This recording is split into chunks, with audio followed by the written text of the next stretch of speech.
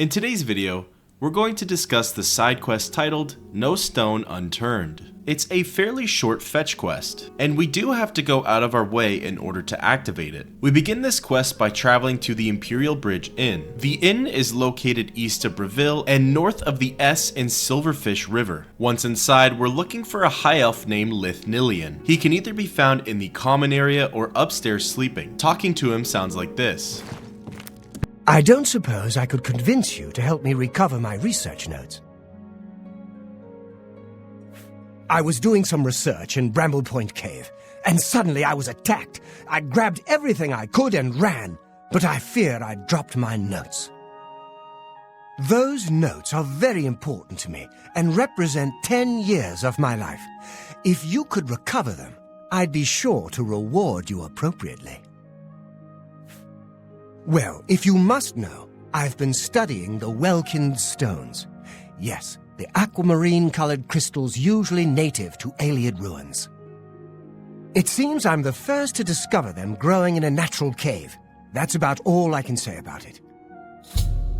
Welkynd the Sorcerer has tasked us with retrieving his research notes from Bramble Point Cave. I find his research topic actually very interesting. Natural growing Welkynd stones. We normally only see them as a quote-unquote finished product in Ayleid ruins, so to see them growing naturally will be very interesting. Bramble Point Cave is just barely northwest of the Imperial Bridge Inn, and it's located very close to Cadlu Chapel. For full transparency, the character that I'm using right now has console commands activated. I had actually already done this quest with my usual character, Bard 2.0, and I thought I was recording, but it turns out I wasn't, so I decided to run through the quest again with my broken character. I'll detail how everything went in both playthroughs. Even though both characters were level 9, I had differing experiences. Let's start off with Bramble Point Cave itself. There are 3 zones to this cave: Bramble Point Cave, Inner Bramble Point Cave, and Deep Bramble Point Cave. The first zone is the smallest, and the second and third are probably around equally as big. The first zone has a maximum of 10 monster enemies.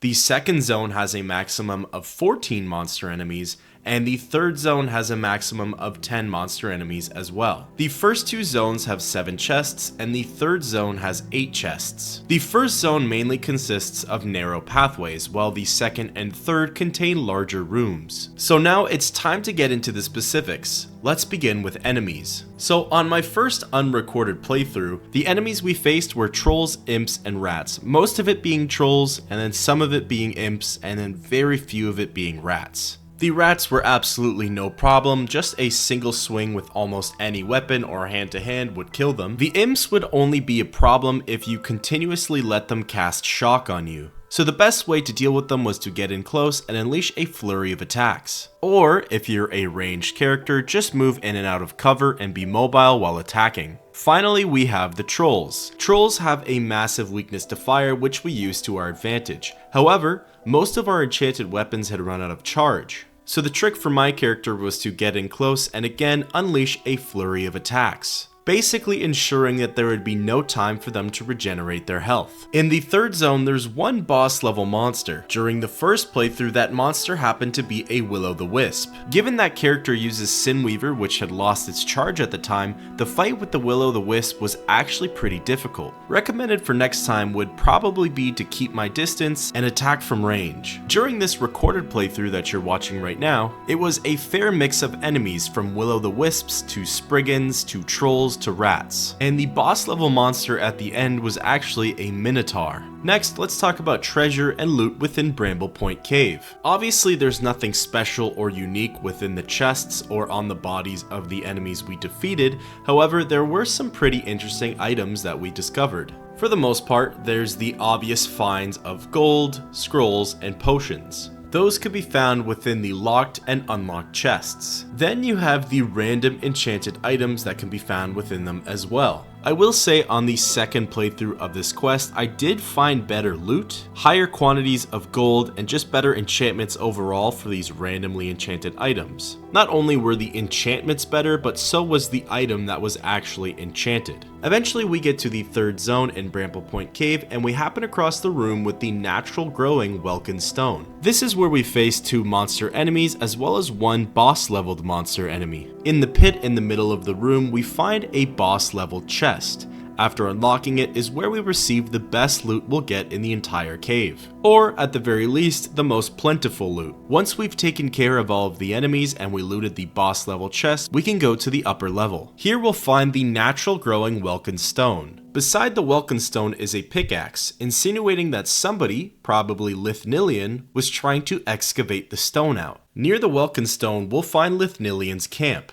Here, he has a bedroll, a barrel presumably for his food, as well as a chest which contains his research notes. We'll get into the research notes and what they say a little later, but first now it's time to leave the cave. It can be a little confusing on how to leave, and I found myself popping up the local map pretty often. Eventually, we found the exit, and we were able to fast travel back to the Imperial Bridge Inn. Once back at the inn, we went inside and looked for Lithnilian. The sorcerer had this to say.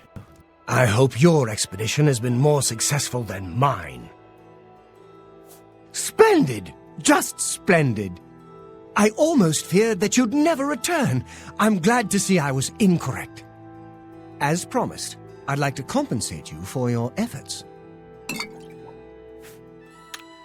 Lithnilian gives out a leveled reward. Given this character was level 5 to 9, we received 3 average potions. These 3 were potions of disbelief, and on my other character I received 3 potions of anti-venom. It's a bit of a lackluster reward, and perhaps even more disappointing is Lithnilian's reaction to us delivering back his research notes. He doesn't explain any of them, we don't get any closure, nor is there any form of continuation for this quest, essentially ending no stone unturned. Now comes the part that I purposefully held off on. Let's go ahead and read Lithnilian's research notes. I'm going to read everything word for word, so it might be a little lengthy. However, I find the notes to be very fascinating. The notes go as follows. Lithnilian's Research Notes by Lithnilian.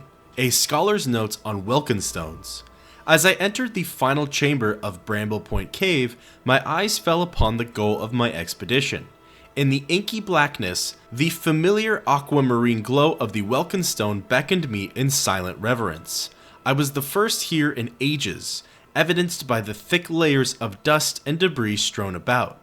I don't remember how long I stood there, in awe of the beautiful crystals outside their natural environment. They all said I was crazy, a fool, a buffoon. Crystals growing outside Iliad ruins, preposterous. I spent nearly a decade and all the money I had crossing Cyrodiil and exploring the many natural caves dotting her landscape. Then, on that fateful night, an orc stumbled into the Imperial Bridge Inn where I happened to be drinking. He spouted off a line of nonsense about creatures that came out of the darkness, and I dismissed him as drunk, until he said something that gripped my heart with hope. He spoke of a light in the darkness, as blue as the Lady Sea. Could it be the Welkynd stones I was seeking? I had to know more. A few gold and many drinks later, the orc told me he'd been in Bramble Point Cave. As I made my way through the night to the cave, my mind was racing. The stories had to be true. The Iliad culture had mastered the art of creating the crystalline structures and was just beginning to cultivate them outside of their underground communities when they disappeared from history. That meant one thing. With the proper materials, magic, and research, the Welkynd stone could adapt to any environment. I had to get to Bramble Point and study them before anyone else found them. This would be my mark on history, my moment to shine. And now, after climbing through the cave, I've arrived at this chamber. After I finish this entry in my logbook, I'll have so much to do. So much to do indeed. This will be the day that Lithnilian will be remembered as the first to unlock the secrets of the Welkynd stone. The research notes then show drawings presumably made by Lithnilian. These illustrations appear to be the Welkynd stones that we see growing out of Bramble Point Cave. Unfortunately, this is where the research ends and the chapter officially closes on Welkynd stones. The strange part about this quest to me is that it doesn't seem like Lithnilian wants to head back inside of Bramble Point Cave and come face to face with the Welkynd stone again. On one hand, he did receive his research and maybe he was finished with the hands-on experience of the Welkynd stone. There's a very good chance that there are more research notes that we just can't access and are simply a part of the world's lore. However, if it truly ends after 8 pages, surely there's a lot more studying and experiments that he could be doing on the Welkynd stones. Among other things, the big discovery that comes from his research would be the knowledge on how to grow and create Welkynd stones in these natural cavern environments. This way, adventurers don't have to travel into the dangerous alien ruins in order to retrieve a sample. This would highly benefit anybody who's researching magic, as well as bring a deeper and better understanding into the alien culture. So yeah, it just seems interesting that Lithnilian is unwilling to go back inside of the cave. Obviously he did need his research notes, and who knows exactly how the lore and events would continue after we completed this quest. Maybe the untold story is that Lithnilian does go back inside of Bramble Point Cave, and he continues his research on the Welkynd stone. So I certainly believe that this discovery should be a pretty big deal. In fact, it definitely feels like it's right up the Mages Guild's alley. It would have been cool to see this idea further explored, but for now this is where the story ends.